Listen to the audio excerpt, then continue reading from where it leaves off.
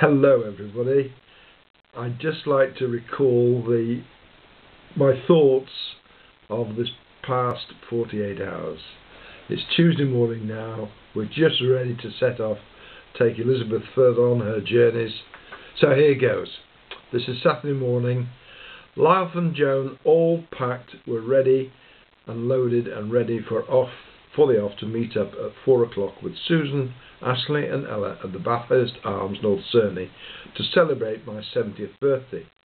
We would then be travelling on to Bristol on the Sunday for lunch and to stay the night. Unfortunately, John and Sally would not be able to join in the celebrations, as they had said they were away skiing until late on Sunday night. We were still far too early, but we had to go via Dursley to pick up some petrol, and also wanted to delay our departure to allow Elizabeth enough time to call to wish a happy 70th birthday. We had told her that we would be leaving at 3 p.m. We had early collected a birthday cake prepared by MW to take along with us. The call came from Elizabeth at 1:30, a lovely clear line for once. I told her what a lovely day it was, how sunny after a frost early on with blue skies. She wished me a happy birthday and hoped I had a wonderful day, etc., etc. We arrived at the Bathurst Arms shortly after 2:30. We parked in the overspill car park to be out of the way of any high-spirited travellers. I was dispatched to see if we could claim our rooms, as we were over an hour early. I found the bar to the left of the entrance and waited patiently to attract the bartender's attention. When I had her attention, I explained that a room had been booked, perhaps in the name of Martel. She swiftly left the bar area to attend to the matter. Then who should come into the bar but Susan, Ashley and Ella? We exchanged kisses, handshakes and pleasantries. Ashley was then sent to collect Joan from the car to join us in the bar. After a few more moments, Ella was dispatched to collect the kind young man to get the cases out of the car. Susan asked me to sit down on the window seat as in came John and Sally. I stood and greeted them with great joy. In fact, they hadn't been skiing this week, as they had told us, but the previous week. They lied. It was suggested that I sit down again as Sally offered to collect the lady with the room key and return promptly.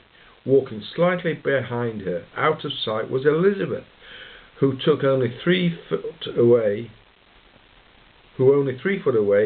came out from behind Sally and said, "Will number 5 be all right for you, sir?" I was already in shock and in tears about the unexpected arrival of John and Sally. So there I was once again, full of tears, choked up and almost speechless.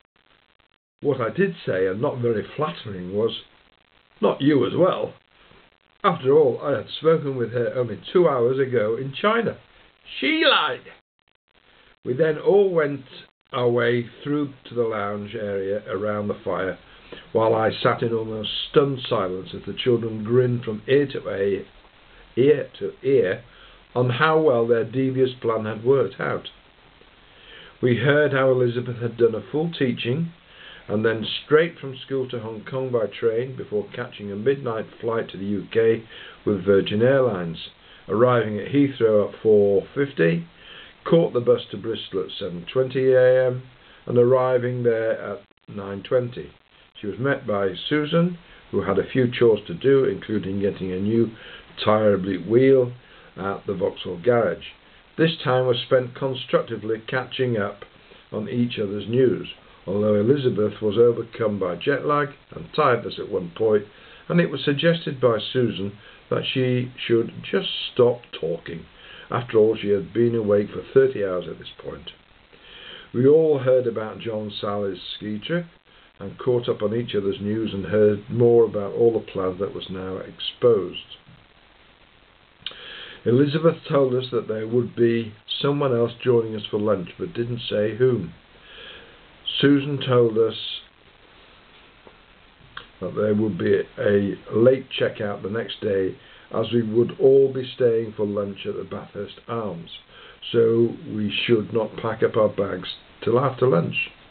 John and Ashley collected our bags and we made our way to room 5 with plans to regroup before dinner in the lounge at 6 p.m.